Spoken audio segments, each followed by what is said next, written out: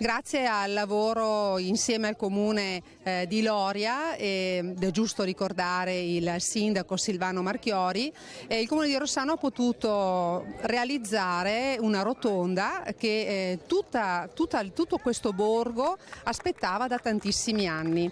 La maggior parte della spesa è stata sostenuta dal comune di Rossano, mentre 53.000 euro sono arrivati dalla regione del Veneto.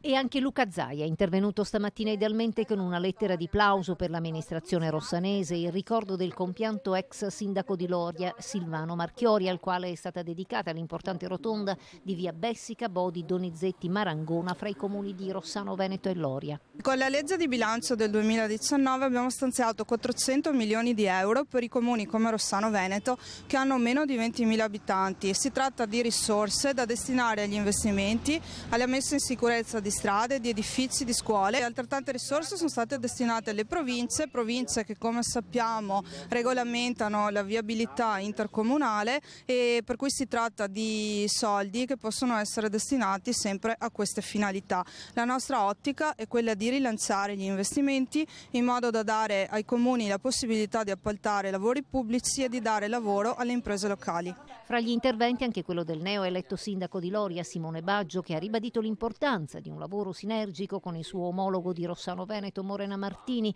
per una presenza costante sul territorio, l'impegno di trovare sempre nuove risorse economiche importanti a favore della cittadinanza.